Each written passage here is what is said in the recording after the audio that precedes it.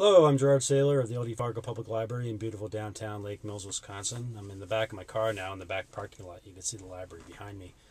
Last week I attended the WAPL conference, the Wisconsin Association of Public Libraries conference in Sheboygan. I wasn't going to attend, but a few months ago somebody emailed me and asked if I would participate in the Notable Books Marathon session, where you usually get 4 or 5 librarians and they talk about some of their favorite books and books worth reading. Just basically an hour-long book talk for different stuff.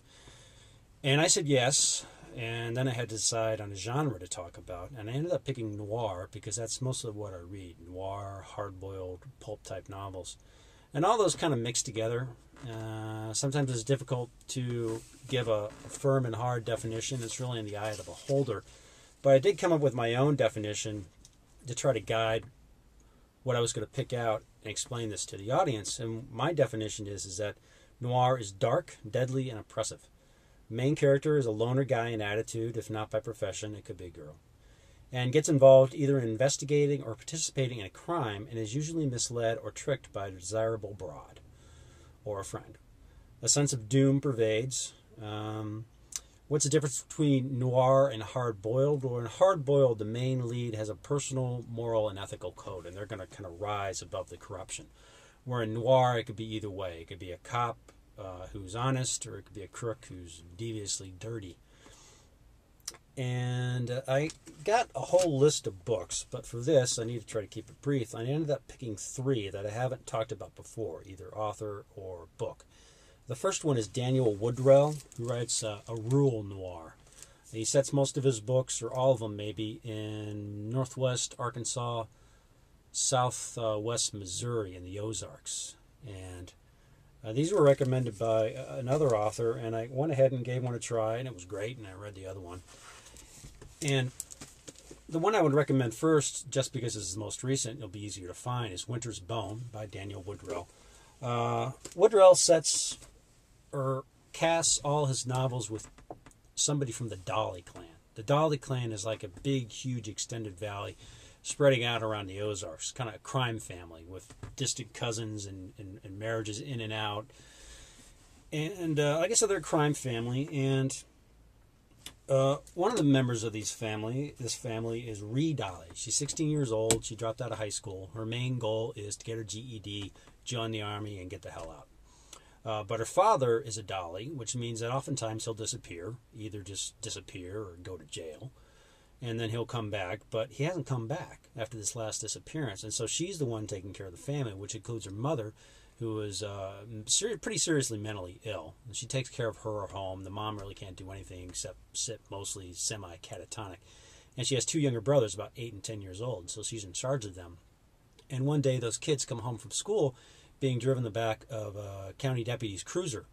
And so immediately Dolly sees this through the window of a house, bursts out the front door, and starts yelling at the deputy. "They didn't do anything. You leave them alone. They're good boys." Deputy comes out of his car and says, Ree, it's fine. I was just giving them a ride. Because this is rural, and, they would have had this long walk. And so immediately, she stops on a dime, and she's not angry at the deputy. She's angry at the kids. Because the only reason those kids should ever be in the back of a squad car is if they're handcuffed. Because if you're a Dolly, you don't make friends with the police. You don't talk to them. You don't say hi to them. You kind of deal with them because you have to. But they are not friends, and they're certainly never colleagues. But anyway, the deputy is there because he's there to tell her that her father, who is now missing, of course, had put their house up as bond. And he hasn't reported back to court. And they're going to lose their house in about 2 weeks unless she finds that dad and gets him to court. Now, Dolly's, above all, you're supposed to be independent. You have to look out for yourself. You can accept offer from relatives if you get the offer, but you don't go and ask. But Ree hasn't been getting any offers, even from the people who live across the creek from them, who are relatives. And so she takes it upon herself. I mean, she's already taken care of the family, to go find her father. And so it's the middle of the winter. She doesn't have a car, and so she's walking everywhere through the snow. She goes over to relatives and asks them about it. They're really evasive.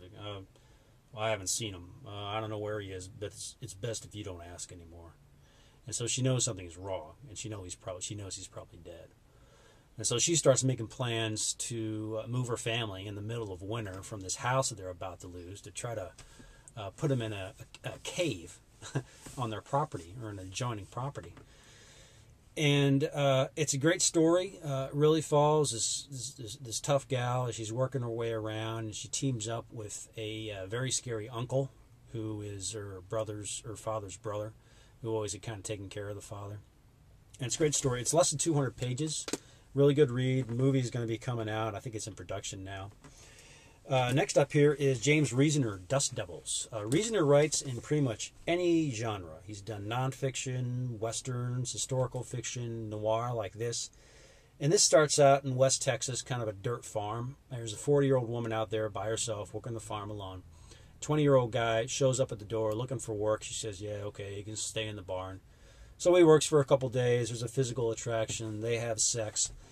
And then the young guy is about to burst out with this important secret to this lady when in bursts through the front door of the house another guy with a shotgun. This poor, lonely woman bursts into action, jumps over to her desk, pulls out a handgun, and shoots the guy dead, the intruder. And it turns out this 20-year-old guy, his big secret is that she's his mom. So, right away, this is kind of creepy. And that's another thing about noir. There might be a happy ending at the end, but that's only because not everybody's dead. Usually things don't work out for the best. And his big surprise was supposed to be that, he was given up for adoption. He was going back for revenge to have sex with her and then kill her or something like that. Turns out she's actually just a bank robber who had taken over another woman's identity, the identity of his mother. And her bank robber colleagues are after her because they think that she stole about 40 grand from them, and they want to kill her and get the money back. So she ends up traveling with this kid around Texas, trying to track down these other bank robbers, find the money, and kind of get even. And ends up being a bit of a driving tour of Texas. They start out in West Texas, they go over to Dallas, Fort Worth, they go back around to Midland, Odessa, end down by the Rio Grande, I think in Alpine, Texas. And, after I read this, or while I was reading it, I got the feeling that Reasoner probably just went on vacation and did a driving tour of Texas, and then he wrote the novel and wrote the expenses for the trip off on his taxes as research. But it's a good book. This is actually only about 150 pages. Comeback by Richard Stark. Richard Stark is actually Donald Westlake, who died not too long ago. And he's one of those guys who started writing in the 50s and the 60s and would write all sorts of stuff, magazine stories, paperbacks, and under all sorts of different pseudonyms. He started writing under the Stark pseudonym, doing short stories. He started having the novels come out like in 1964. Wrote a bunch of them until sometime in the 1970s, quit, and came out back with this one in 1997. All his novels feature Stark, the perfect crook, and sometimes another character, Gronfeld. But Stark is the main guy. He's a sociopath. All he does is work. He builds up planning for a caper, a job, pulls it off, and then goes off and spends that money off of Miami or Las Vegas or flies out to France or something like that.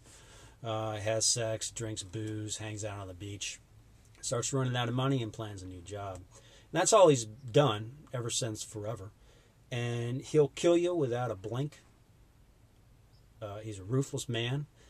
And the great thing about these stories is no matter how much and how fine of a planning they do for a job, something goes wrong and Parker has to clean up the mess.